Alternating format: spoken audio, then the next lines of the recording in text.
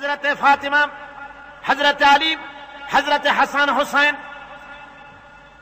রিদওয়ানুল্লাহি তাআলা আলাইহিম আজমাইন আহলে বাইতদেরকে ডেকে আল্লাহর হাবিব বললেন, ওগো আমার কলিজার টুকরা মেয়ে মা ফাতেমা ও আলী ও হাসান হোসেন, এইমাত্র কোরআনে কারীমের আয়াত নাজিল হলো।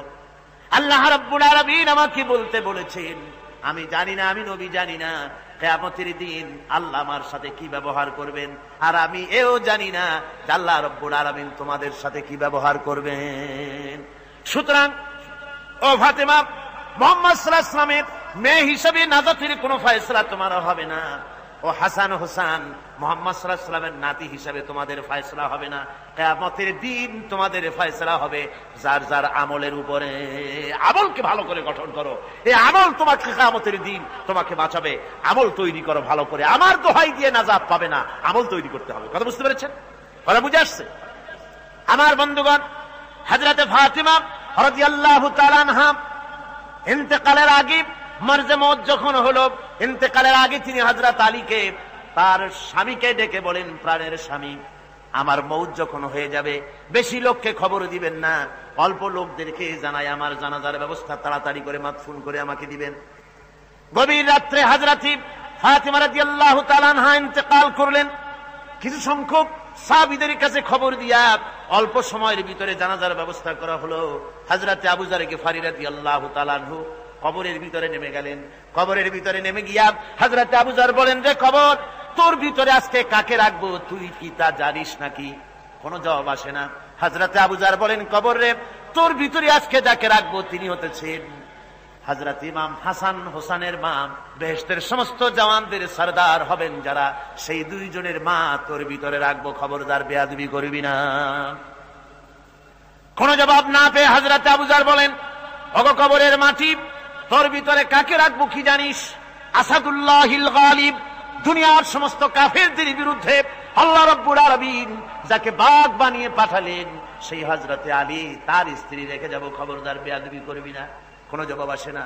হযরত আবু যার বলেন, কবরের মাটি, তোর ভিতরে যাকে রাখবো তিনি হলেন খাতুনে জান্নাত, বেহেশতের সমস্ত মহিলাদের সরদারিনী হবেন যে ফাতেমা, তারে রেখে যাব, তোর ভিতরে খবরদার কোনো বেয়াদবি করবি না। আবার হযরত আবু যার বলেন, কবরের মাটি, তোর ভিতরে কারে রাখবো কি জানিস? তোর ভিতরে আজকে যাকে রেখে যেতেছি তিনি হলেন আখেরি জামানার পয়গম্বর, বিশ্বনবী জনাবে মুহাম্মদ রাসূলুল্লাহ সাল্লাল্লাহু আলাইহি ওয়াসাল্লামের কলিজার টুকরা মা ফাতেমাকে তোর ভিতরে রাখবো, খবরদার কবরের মাটি বেয়াদবি করবি না। কিতাবে এসেছে, হযরত আবু যারকে ভারী শুনতে পেলেন, আওয়াজ এলো, কি যেন বলতেছে, রে আবু যার, আমি ফাতেমা কি চিনি না, হাসান হোসেনের মা কি চিনি না, আলীর স্ত্রী চিনি না, রাসূলের মেয়ে মা ফাতেমা কি চিনি না। আমল যদি ভালো হয় আমার ভিতরে, আমল ভালো নিয়ে যে আসবে শান্তিতে থাকবে, আর আমল যদি খারাপ হয় আমার ভিতরে, তার অবস্থা চূড়ান্ত হয়ে যাবে। আমার ভাইরা, আমার বন্ধুগণ, আমলের উপরে ভিত্তি করে কিয়ামতের দিন নাজাত হবে। আমল যদি খারাপ হয়ে যায়, কিয়ামতের দিন কেউ তাকে বাঁচাতে পারবে না। এই জন্য কিয়ামতের ময়দানে, হাসরের দিনে আল্লাহর হাবিব জনাবে মুহাম্মদ রাসূলুল্লাহ সাল্লাল্লাহু আলাইহি ওয়াসাল্লাম সিজদায় পড়ে কাঁদতে থাকবেন। আল্লাহ রাব্বুল আলামিন বলেন, হাবিব রে, আপনি কাঁদেন কেন? আজকে তো আপনার কাঁদার দিন না, আমি আপনাকে মাকামে মাহমুদ দান করেছি, আমি আপনাকে কাউসার দান করেছি, আপনার আজকে সম্মানের দিন, মর্যাদার দিন, কাঁদেন কেন? আল্লাহর হাবিব বলবেন, রব্বুল আলামিন, মাকামে মাহমুদ পেয়েছি, কাউসার পেয়েছি, কান্দি এই জন্য আমি দেখতে পাচ্ছি আবার সামনে দিয়া ফেরেশতারা আমার উম্মতগুলি জাহান্নামের দিকে নিয়ে যায়। আল্লাহ রাব্বুল আলামিন বলবেন, ওগো আমার হাবিব, আমি আপনাকে ক্ষমতা দিলাম, আপনার জান্নাতি উম্মতগুলি আপনি বেছে নেন। আল্লাহর হাবিব তার জান্নাতের উম্মতগুলি বাঁচতে থাকবেন। হযরত আয়েশা বলেন, ইয়া রাসূলুল্লাহ, কিয়ামতের ময়দানে লক্ষ কোটি কোটি মানুষের ভিতরে আপনার জান্নাতি উম্মত আপনি চিনবেন কি করে? হুজুর বলেন, আয়েশা, কোন একটি ঘোড়ার কপাল যদি থাকে সাদা, এই সাদা কপালওয়ালা ঘোড়াটা যদি অসংখ্য ঘোড়ার ভিতরে যদি হারিয়ে যায়, তাহলে সাদা কপালওয়ালা ঘোড়ার মালিক তার ঘোড়াকে পাবে কিনা বলো? হযরত আয়েশা বলেন, হুজুর, অনায়াসে পাবে। আল্লাহ রাব্বুল আলামিনের হাবিব বলেন, আয়েশা রে, কিয়ামতের ময়দানে আমার যে উম্মতেরা নামাজি ছিল, দিনদার ছিল, পরেজগার ছিল, দুনিয়ার বুকে ঈমান নিয়ে যারা চলাফেরা করেছে, আমার দিন কায়েমের আল্লাহর দিনের জন্য যারা কাজ করেছে, ওদের চেহারা নূর চমকাতে থাকবে, ঈমানের নূর কিয়ামতের দিন চমকাতে থাকবে। সেই ঈমানের নূর দেখে দেখে আমি আমার জান্নাতি উম্মতগুলি আমি বেছে নেব। হযরত ফাতিমা রাদিয়াল্লাহু তাআলা আনহাকে রাসূলুল্লাহ সাল্লাল্লাহু আলাইহি ওয়াসাল্লাম অত্যন্ত ভালোবাসতেন, মহব্বত করতেন তার স্ত্রীদেরকেও। তার স্ত্রীরাও রাসূল করিম সাল্লাল্লাহু আলাইহি ওয়াসাল্লামকে ভালোবাসতেন প্রাণ উজাড় করে দিয়ে। নবীজি বলেছেন, কন্যার পিতাদেরকে গালি দিও না। অনেকে টিটকারি করে, বারবার মেয়ে হয় ছেলে একটাও হয় না, সেই জন্য টিটকারি বটকারি করে। আল্লাহর নবী বলেছেন, মেয়ের পিতাকে গালি দিও না, ঠাট্টা করো না, যেহেতু আমি মুহাম্মদ রাসূলুল্লাহ সাল্লাল্লাহু আলাইহি ওয়াসাল্লাম, আমি মেয়েদের পিতা, আমি নিজে মেয়েদের পিতা। খবরদার মেয়েদের পিতাকে গালি দিও না। রাসূলুল্লাহ বলেছেন, আকাশের নিচে জমিনের উপরে খাদিজার মতো মহিলা আর নাই। সেই হযরতে খাদিজা রাসূলের 4টি মেয়ে পেটে ধারণ করেছিলেন। সুবহানাল্লাহ। মেয়ের প্রতি রাসূলুল্লাহ যথেষ্ট মহব্বত করতেন, মেয়েকে খুব ভালোবাসতেন হুজুর সাল্লাল্লাহু আলাইহি ওয়াসাল্লাম। হুজুরের কলিজার টুকরা ছিলেন মা ফাতিমা রাদিয়াল্লাহু তাআলা আনহা। হুজুর যখন কোথাও যেতেন, সকলের শেষে দেখা করতেন ফাতেমার সঙ্গে, আর বিদেশ থেকে সফর করে এসে সকলের আগে দেখা করতেন ফাতেমার সঙ্গে। সুবহানাল্লাহ। রাসূলুল্লাহ আরো বলেছেন, তোমরা যখন বাজারে যাবে বা ব্যবসা করতে যাবে বা বিদেশে যাবে, আসার সময় যে সব হাদিয়া নিয়ে আসো। আমরা যখন বাইরে যাই, বাজারে যাই, কিছু হাদিয়া আনি না, জামা কাপড় চকলেট ইত্যাদি আমরা আনে থাকি। রাসূলুল্লাহ বলেছেন, হাদিয়াগুলি তোমরা যারা বিদেশে যাও, বাজারে যাও, হাদিয়া আনবে, আর এনে ঘরের মধ্যে ঢুকে তা শুরু করবে মেয়েকে দিয়ে।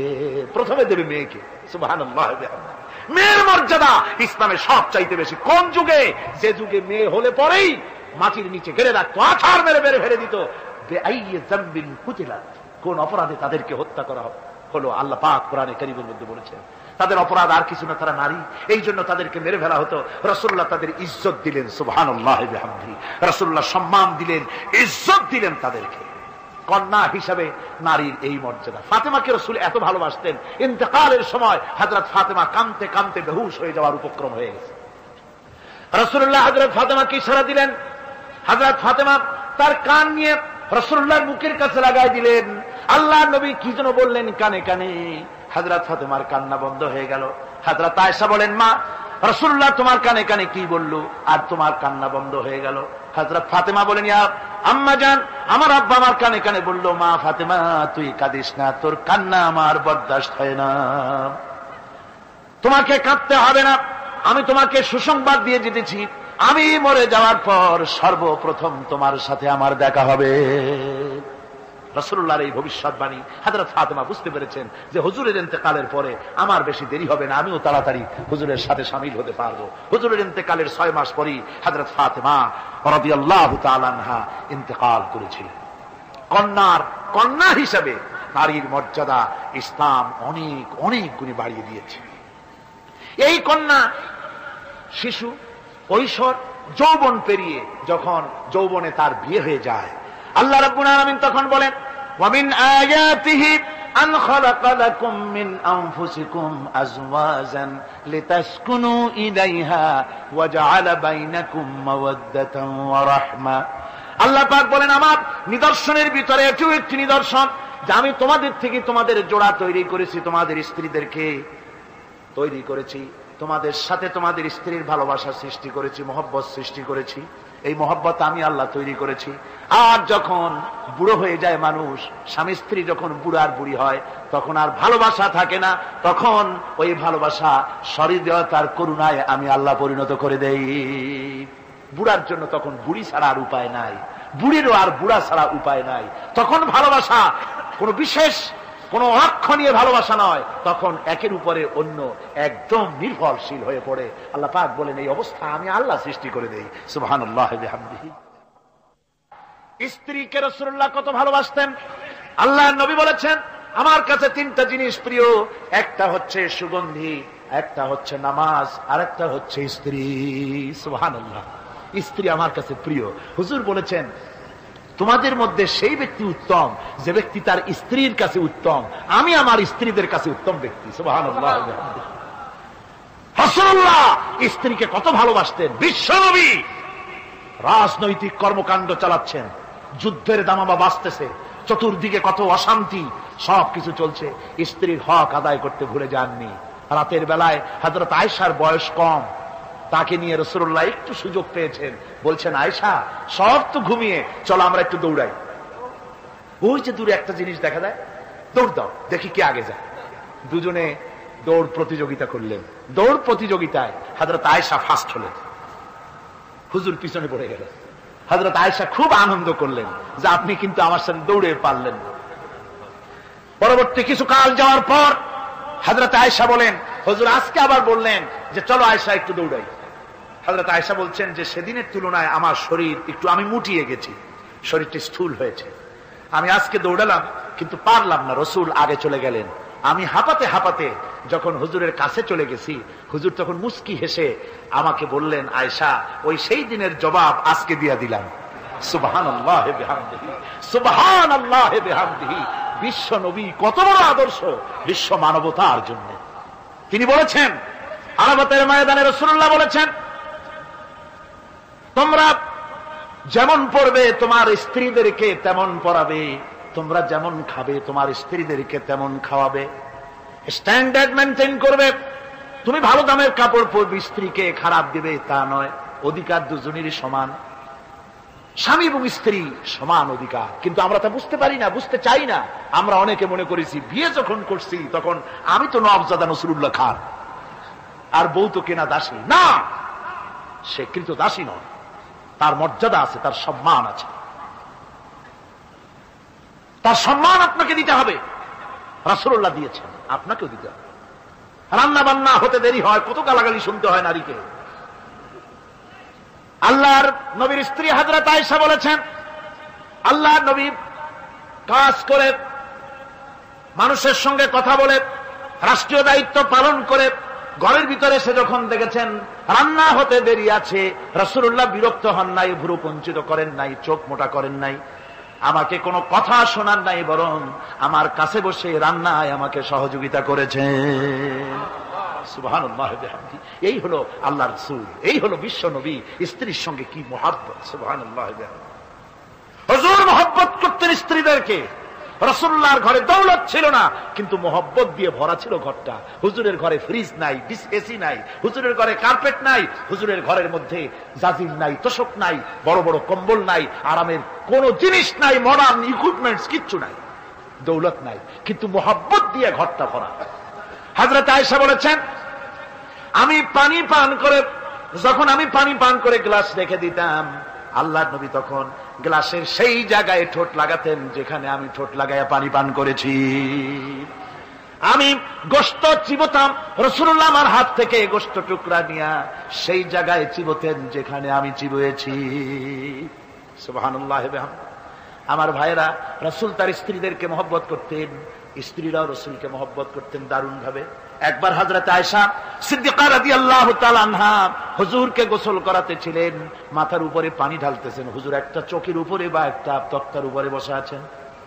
গোসলের পানির ভিতরে রাসূলুল্লাহ দেখতে পেলেন রক্তের মতো কি যেন প্রবাহিত হয়ে যাচ্ছে। হুজুর জিজ্ঞেস করেন, আয়েশারে পানির ভিতরে রক্তের মতো কি দেখা যায়? হযরত আয়েশা বলেন, হুজুর আপনি যখন বসেছিলেন অসতর্ক মুহূর্তে তক্তার নিচে আমার একটা আঙ্গুল পড়েছিল, পায়ের আঙ্গুলটা ফেটে বোধহয় রক্ত বেরোতেছে। রাসূলুল্লাহ তাড়াতাড়ি করে উঠলেন আর ওই আঙ্গুলকে ব্যান্ডেজ করে দিলেন। রাসূলুল্লাহ বললেন, আয়েশা রে আঙ্গুল ফেটে গেছে, একটু আহাহু পর্যন্ত করলে না, এতক্ষণ তুমি কষ্ট করলে কেন? হযরত আয়েশা বলেন, ইয়া রাসূলুল্লাহ ওটা তো একটা পায়ের আঙ্গুল। আয়েশার কলিজাটা ফেটে যদি রক্ত বেরোতো রাসূলুল্লাহকে উঠতে বলতে আমি পারতাম না। কি মহব্বত রাসূলের সাথে। হযরত আয়েশা বলেন, হুজুর সাল্লাল্লাহু আলাইহি ওয়াসাল্লাম স্ত্রীদেরকে এত ভালোবাসতেন, আমাদের ঘরে গোশত টোস্ত তেমন রান্না বান্না খুব কম হতো। গোশত রান্না হবে কি, মাসের পর মাস চলে গেছে রাসূলের বাড়িতে, হুজুর স্ত্রীরা বলেছেন আমাদের ঘরে চুলে আগুন জ্বলে নাই, একটু শুকনা রুটি, একটু শুকনা খেজুর আর একটু পানি খেয়ে আমাদের জীবন চলেছে, এরকমের অবস্থা হয়েছে। তারপরে এই অবস্থা চলেছে, এর মধ্যে যদি কখনো একটু গোশত আসছে, হুজুর যখন ছাগল টাগল ইত্যাদি ছাগল দুম্বা জবাও করেছেন, এই দুম্বার গোশত নিয়ে, ছাগলের গোশত নিয়ে রাসূলুল্লাহ নিজে বেরোতেন। হযরত খাদিজার বান্ধবী কোথায় আছে খুঁজে ওই বান্ধবীর কাছে গোশত পৌঁছে দিয়ে আসতে। হযরত আয়েশা বলেন, একদিন আমার ঘুম ভেঙে গেল, দেখি হুজুর আমার কাছে নাই, গেলেন কোথায়? খুঁজতে খুঁজতে যায় দেখি মসজিদে নববীর ভিতরে হুজুর হাত তুলে বসে আছেন, মোনাজাত করতেছেন। আমি পেছনে গিয়ে হাত তুললাম, আমি শুনতে পাচ্ছি নবীজি দোয়া করছেন, রব্বুল আলামিন কিয়ামতের ময়দানে যেদিন সন্তান তার পিতাকে ভুলে যাবে, মা তার সন্তানকে হারায় ফেলবে, ওই কঠিন হাসরের ময়দানে আমি যেন আমার খাদিজাকে হারাইয়া না যাই। মুনাজাতের শেষে হযরত আয়েশা বলেন, ইয়া রাসূলুল্লাহ, খাদিজার কথা আপনার এত কেন বারবার মনে পড়ে? একটা বুড়িরে বিয়ে করেছিলেন 25 বছর বয়সের সময়, 40 বছর বুড়ি, তার কথা কেন এত মহব্বত আপনার মনে পড়ে? তার থেকে যুবতী মেয়ে, সুন্দরী মেয়েকে আপনার স্ত্রী হিসেবে আপনি পান নাই? হুজুর বলেন, আয়েশা রে, খাদিজার সম্পর্কে এমন কথা তুমি আর বলো না। তোমরা সবাই আমার সুখের দিনের স্ত্রী, আর খাদিজা আমার এমন সময় স্ত্রী ছিল যখন মক্কায় আমার আশ্রয় ছিল না, তামাম মক্কা নগরীতে আমার আশ্রয় ছিল না। খাদিজার সঞ্চিত সমস্ত ধনরাশি ইসলাম কবুল করার পর দুহাতে খাদিজা বিতরণ করে দিয়েছে।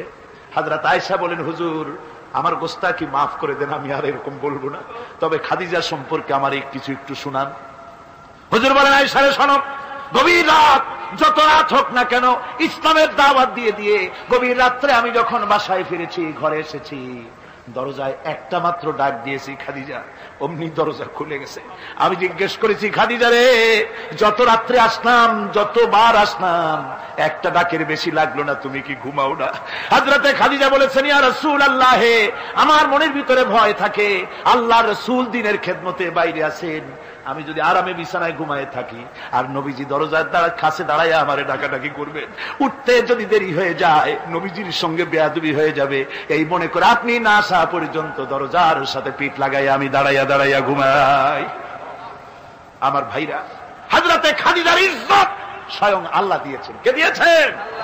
হাদিস শরীফে এসেছে, রাসূলুল্লাহ জাবালে নূরে বসা, গারে হেরার ভিতরে বসা, হযরতে জিবরাইল রাসূলুল্লাহর সঙ্গে কথা বলতেছেন। একটু পরে হযরতে জিবরাইল বলেন, ইয়া রাসূলুল্লাহ, আমি আর এখানে বসবো না, আমি এখন চলছি। আমি দেখতে পাচ্ছি খাদিজা আসতেছে আপনার জন্য খাবার নিয়ে। খাদিজা যখন আপনার কাছে পৌঁছে যাবে, আপনি খাদিজাকে শুনায় দিবেন, আল্লাহ রাব্বুল আলামিন খাদিজাকে সালাম জানাইছে। সুবহানাল্লাহ। রাসূলুল্লাহর কাছে হযরতে খাদিজা যখন আসলেন, হুজুর বললেন, খাদিজা, আজকে তোমার জন্য দারুণ সুখবর। বলে কি? বলে, আল্লাহ পাক জিবরাইল কেমন উঠে গেল আমার কাছ থেকে, জিবরাইল বলে গেল আল্লাহ তোমাকে সালাম বলেছে। হযরত খাদিজা কেঁদে ফেললেন, বললেন, ইয়া রাসূলুল্লাহ, আমার নারী জন্ম সার্থক, আল্লাহ আমাকে সালাম বলেছে, এর জবাব কেমনে দিতে হয় হুজুর আমি তো জানি না, আপনি আমার পক্ষ থেকে আল্লাহর সালাম কিভাবে দেওয়া লাগে আপনি দিয়ে দিন, আমি তো বুঝি না কেমনে আল্লাহর সালামের জবাব দেব। হুজুর বললেন, খাদিজা, শুধু আল্লাহ নয়, জিবরাইলও তোমাকে সালাম বলে গেছে। হযরতে খাদিজা বললেন, হযরত জিবরাইলকে আমার সালামের জবাবটা ওয়ালাইকুম আসসালাম বলেন। হযরত খাদিজার এই মর্যাদা ছিল। আমার ভাইরা, রাসূল পাক সাল্লাল্লাহু আলাইহি ওয়াসাল্লাম এভাবে মহব্বত করেছেন স্ত্রীদেরকে। সুতরাং স্বামী স্ত্রীর মহব্বত আল্লাহর জান্নাতি নিয়ামত। কি নিয়ামত? যে ঘরের মধ্যে স্বামী স্ত্রীর মধ্যে মিল মহব্বত আছে, এটা বেহেশতের মতো, আর যেখানে মিল মহব্বত নাই, এটা জাহান্নামের মতো। ঠিক কিনা? সুতরাং মহব্বত করুন, বেশি বেশি স্যাক্রিফাইস করুন, বেশি বেশি স্যাক্রিফাইস। নারীদের ব্যাপারে বলা হয়েছে, পুরুষকে বলা হয়েছে অধিকার আদায় করো, সব ব্যাপারে সমান অধিকার, কিন্তু নারীকে একটা ব্যাপারে বলা হয়েছে, নারী শোনো, পুরুষের মর্যাদা তোমার চাইতে আল্লাহ রাব্বুল আলামিন বেশি দিয়েছেন। আর রিজালু কাওয়ামুনা আলান নিসা, নারীদের উপরে পুরুষের প্রাধান্য আল্লাহ পাক দান করেছেন। একদিন একজন সাহাবী বলেছেন, ইয়া রাসূলুল্লাহ, জংলি উট দেখলাম আপনার পায়ের উপরে সেজদায় পড়ে গেল, আপনি যদি আমাদেরকে অনুমতি দিতেন আপনাকে আমরা সেজদা করতাম।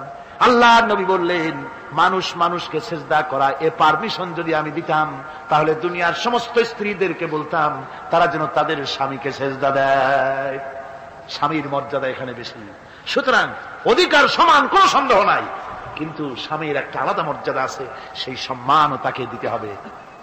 এরপরে এই সমান অধিকারের ভিত্তিতে স্বামী স্ত্রী চলতে থাকে, মাঝখানে আল্লাহ পাক তাদেরকে সন্তান দান করেন। আল্লাহ তাদেরকে, নারীকে লেখাপড়ার অধিকার দিয়েছেন, ইসলাম তাকে লেখাপড়ার অধিকার দিয়েছে, শিক্ষার অধিকার দিয়েছে। হযরত আয়েশা সিদ্দিকা রাদিয়াল্লাহু তাআলা আনহা শিক্ষয়িত্রী ছিলেন, হাফেজা ছিলেন, হাদিসের হাফেজা ছিলেন, কোরআনের হাফেজা ছিলেন, হাজার হাজার সাহাবায়ে কেরামদের তিনি ওস্তাদ ছিলেন। সুবহানাল্লাহ পড়েন। নারীদের ব্যাপারে অধিকাংশ মাসালা হযরত আয়েশা সিদ্দিকা রাদিয়াল্লাহু তাআলা আনহার অবদান। সুবহানাল্লাহ। নারী যুদ্ধ করেছে, যুদ্ধের ময়দানে নারীর অধিকার আছে। নারী চাকরি করতে পারবে, নারী ব্যবসা করতে পারবে, নারী লেখাপড়া করতে পারবে, নারী সেনাবাহিনীতে যেতে পারবে, নারী সব করতে পারবে, কিন্তু পর্দার মাধ্যমে। জনৈক সাহাবী ইসলাম গ্রহণ করার পরও রাসূলুল্লাহ সাল্লাল্লাহু আলাইহি ওয়াসাল্লামের কাছে অনুশোচনা করছিলেন তার কন্যা সন্তান নিজ হাতে হত্যা করার জন্য। আমাদের প্রিয় নবী এ কথা শুনে কেঁদে ফেললেন। একটা লোক গিয়ে কাঁদতেছিল মুসলমান হওয়ার পরও। হুজুর কয় কান্দো কেন? কই যে আমার গুনাহ কি মাফ হয়েছে? হুজুর বলেন হ্যাঁ মাফ হয়ে গেছে, কলেমা পড়ছে মাফ হয়ে গেছে। কয় যে হুজুর আমি তো মারাত্মক গুনাহ করছি। বলে কি? বলে আমার একটা মেয়ে, সেই মেয়েটাকে নিয়ে আমি, ঘটনা লম্বা, আমি সংক্ষেপে বলতেছি, মেয়েটাকে ফাঁকি দিয়া তাহলে আমি মারবো, বুঝতে দেই নাই আমার বউরে। বললাম চলো বেড়াইতে যাই। মেয়েটা আমার সাথে সাজায় দিয়েছে, তার মা বেড়াতে নিয়ে যাবো এইটা কথা মনে করে। মেয়েটা কদ্দূর যায়, আবার আব্বা আব্বা বলে আমার দিকে ফিরে আসে, আবার পিছনে থাকে, আবার আব্বা আব্বা বলে জড়ায় ধরে। এইভাবে করতে করতে যখন নির্জন এলাকায় গেলাম, আমি পাহাড়ের পাশে গর্ত খোঁড়া আরম্ভ করলাম। গর্ত খুঁজি আর মাটি ছিটে এসে আমার দাড়িতে লাগে। বাচ্চা মেয়েটা আমার কাছে এসে দাড়ি দিয়ে ধুল ঝাড়ায় দেয়, কয় আব্বা তোমার দাড়িতে ধুল লাগতেছে, তুমি এই কষ্ট করতেছো কেন? মেয়ে তো বোঝে না যে আমি তার জন্য কবর খুঁজতেছি। কবরটা খোঁড়া হয়ে যাওয়ার পর মেয়েটারে বান্ধা শুরু করলাম। মেয়ে এখন কাঁদতেছে, বাবা আমার বান্ধো কেন? আমি তারে বাঁধা জোরে ওর মধ্যে নিক্ষেপ করে দিলাম। মেয়েটা গর্তের মধ্যে বসে চিৎকার করে বলছে, আব্বা তুমি আমারে বাঁচতে দাও, আমি তোমারে বাপ বলে সমাজে হ্যাঁ করব না, আমি ভিক্ষা করে খাবো, আমারে বাইরো না। লোকটি বলছি ইয়া রাসূলুল্লাহ, আমার মনে দরদ আসলো না। আমি একটা পাথর উঁচু করে আমার মেয়ের বুক লক্ষ্য করে জোরে মেরে দিলাম। বুকটা ফেটে রক্ত ফিনকি দিয়ে উঠলো, আর মেয়ের বুক থেকে আওয়াজ বেরোলো, আব্বা। আমার কানে যেন এখনো সেই আওয়াজ বাজে। হাদিস শরীফে এসেছে, হুজুরের চোখের পানি দাড়ি ভিজে ভিজে জামার উপরে পড়তেছিল। হুজুর বললেন, আহারে, মানুষেও পারে এইরকম কাম করতে।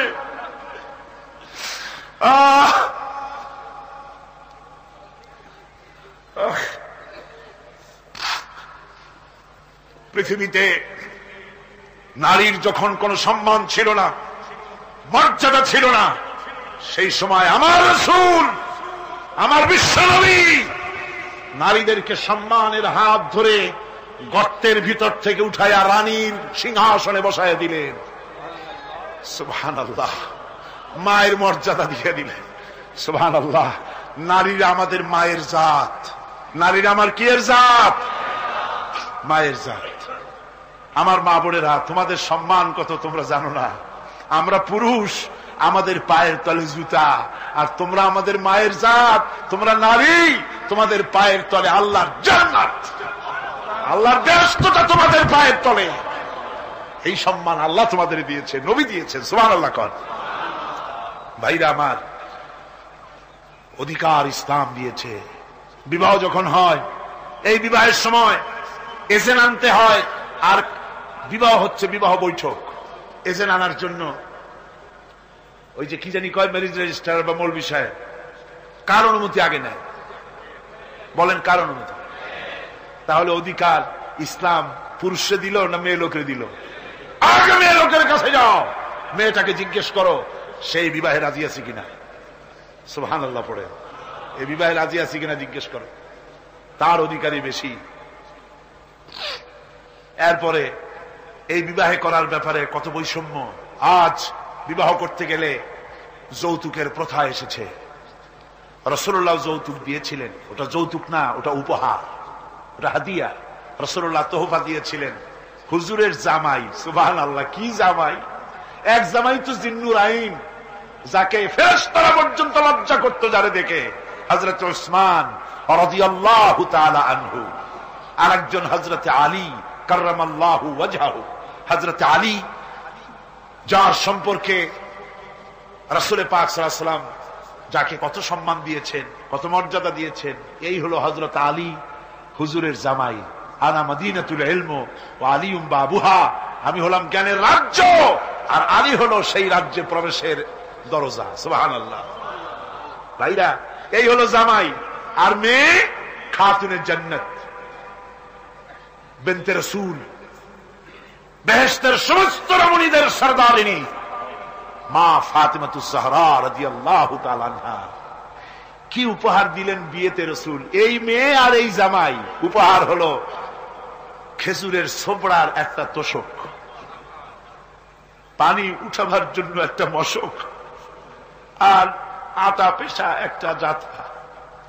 এই হলো নবীর মেয়ে আর জামাইয়ের জন্য উপহার। রাসূলুল্লাহ সাল্লাল্লাহু আলাইহি ওয়াসাল্লামের স্ত্রী মা উম্মে হাবিবা আমাদের প্রিয় নবীর সম্মানের প্রতি ছিলেন খুবই যত্নশীল।